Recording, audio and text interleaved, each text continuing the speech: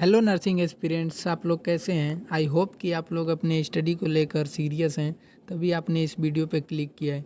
क्योंकि जो पढ़ते हैं वही स्टडी ब्लॉग देखते हैं। खुद मैं भी दूसरे एस्पिरेंट्स का स्टडी ब्लॉग देखता हूँ, क्योंकि उससे मुझे मोटिवेशन मिलता है।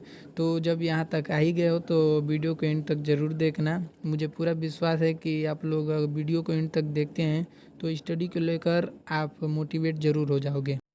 तो चलिए शुरू करते हैं। मेरा नाम है अमन और मैं एबीबीएम यूपीसी नेट यानी यूपीबीएससी नर्सिंग का पिछले साल से तैयारी कर रहा हूँ।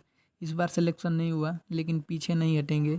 इस बार ना सही, आने वाले एग्ज़ाम में मेरा और आप लोग का सिलेक्शन ज़रूर होगा, क्योंकि हम अब साथ में कंसिस्टेंसी से स्टडी करेंगे और वीडियो के थ्रू एक दूसरे को मोटिवेट भी करेंगे। तो आज मैं अपने स्टडी स्ट्रेटजी को बताऊंगा कि मैं अभी किस तरह से पढ़ाई कर रहा हूं, क्योंकि मैं पिछले 1.5-2 महीने से अच्छे से स्टडी नहीं किया हूं, जिससे मेरा बहुत ज़्यादा बैकलॉग लग गया है। तो मेरा टारगेट यही है कि मुझे अपना बैकलॉग क्लियर करना है। और आप लोग भी अपना स्ट्रेटजी बना लीजिएगा कि किस तरह से आगे स्टडी करना है कि एग्ज़ाम अच्छे से निकल जाए। मैं लगभग 12 बजे तक लाइब्रेरी आ जाता हूँ और मैं अपना गोल एक रात पहले ही डायरी में लिख लेता हूँ कि मुझे आज क्या पढ़ना है। और इस समय तो बैकलॉग ही क्लियर कर रहा हूँ। तो मैं अपने आज का टारगेट बता देता हूँ कि आज का मेरा टारगेट क्या था। तो बायोलॉजी के एनिमल किंगडम चैप्टर से लास्ट के 3 लेक्चर बचे हुए थे, उनको मैं आज क्लियर किया हूँ। क्योंकि पूरे एनिमल किंगडम में 7 लेक्चर हैं, तो 4 मैं कल का ही कंप्लीट कर लिया था और बाकी के जो 3 बचे थे तो आज कंप्लीट कर लिया हूँ। और उसके बाद डीपीपी सॉल्व करूँगा। अभी तो मैं फ़िलहाल में रिवीजन कर रहा हूँ। रिवीजन करने के बाद 2 डीपीपी बचे हैं, उनको मैं सॉल्व करूँगा। और सॉल्व करने के बाद फिर रात को फिर से रिवीजन करूँगा। 9 बजे से 10 बजे तक रिवीजन और फिर उसमें भी एमसीक्यू प्रैक्टिस करूँगा।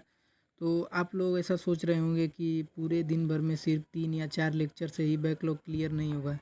तो मेरा मानना है कि अगर मैं चाहूँ तो एक दिन में 10 लेक्चर भी देख सकता हूँ और 10 लेक्चर या 2-2 चैप्टर भी एक दिन में कंप्लीट कर सकता हूँ, या 3 भी हो सकता है। बट मुझे पिछली बार की तरह नहीं करना है, क्योंकि पिछली बार भी मेरा बैकलॉग लगा था और मैं ठीक ऐसे ही कर रहा था, एक दिन में 2-2 चैप्टर कंप्लीट कर रहा था। लेकिन सिर्फ चैप्टर कंप्लीट करने से कुछ नहीं होता है, ना उसको रिवीजन करो ना ही एमसीक्यू प्रैक्टिस, तो उससे कोई फ़ायदा नहीं होता है, चाहे आप कितना भी चैप्टर कंप्लीट कर लो। तो मेरा यही मानना है कि भले ही लेक्चर कम देखे, लेकिन वो प्रॉपर तरीके से होना चाहिए, रिवीजन भी प्लस उसमें एमसीक्यू प्रैक्टिस भी, क्योंकि इसके बिना कुछ भी काम होने वाला नहीं है। हमको लगता है कि अभी बहुत टाइम है, बाद में भी कर लेंगे, लेकिन इसी तरह सोचते सोचते पूरा समय बीत जाता है और कुछ भी नहीं हो पाता है।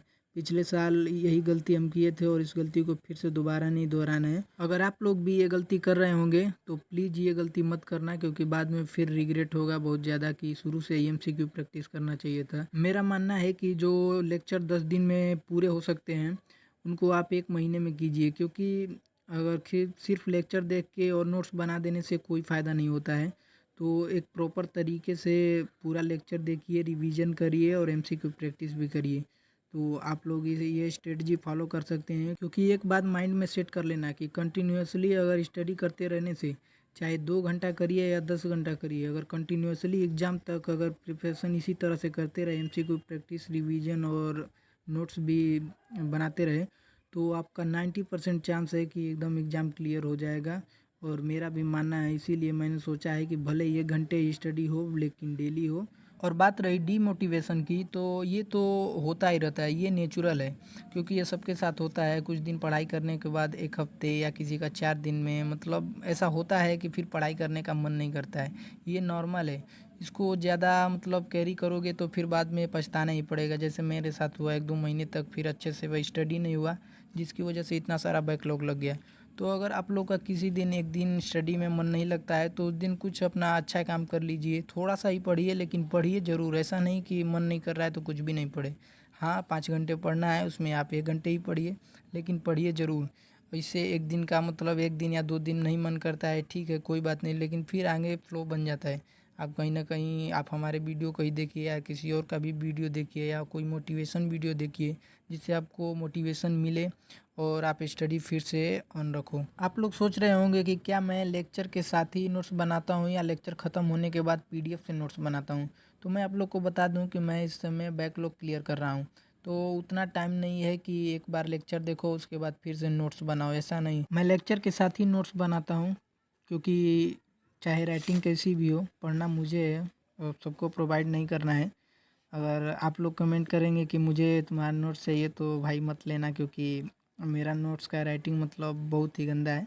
आप लोग को दिखा भी दूंगा कभी। और ये है मेरा पिछला MCQ स्कोर, जो कि पूरे यूपी लेवल का ही है, और इसमें 50 में मेरे 35 आए हैं। और ये है DPP, जो कि BG एजुकेशन ऐप में है। तो ये मैंने पूरा DPP सोल्व किया है, जिसमें से मेरे 60 में से सिर्फ 30 नंबर आए हैं। 60 में से बस 30 नंबर आए हैं, क्योंकि उसमें थोड़ा हार्ड लेवल के थे। बट हार्ड नहीं कह सकते हैं, क्योंकि जब खुद पढ़ाई करो आज ही और आज ही DPP सॉल्व करो तो उसमें तो गलती नहीं होना चाहिए। बट इसमें भी जो 15 क्वेश्चन जो मिस्टेक हुए हैं वो माइनर मिस्टेक हुए हैं मेरे। और एक बात है कि हम जब पढ़ाई करने लगते हैं अच्छे से, मतलब 3 4 5 दिन हो जाता है, तो फिर पढ़ाई करने का मन नहीं करता है, क्योंकि हमारा माइंड धीरे धीरे कुछ न कुछ छोटा छोटा बहाना ढूंढने लगता है, जिससे हमें लगता है कि नहीं कल कर लेंगे। लेकिन एक बात दिमाग में सेट कर लेना कि जब भी माइंड में आए कि नहीं इस काम को कल करेंगे, उसको तुरंत करना, क्योंकि कल कभी भी नहीं आता है। जो भी है अभी है, और अभी समय हो तो उसको तुरंत करो। अगर समय नहीं है तो उसको लिखो कि हाँ इस समय पे मुझे करना है। अगर वीडियो थोड़ा सा भी अच्छा लगा हो तो लाइक कर देना और सब्सक्राइब कर लेना इसी तरह से वीडियो देखने के लिए।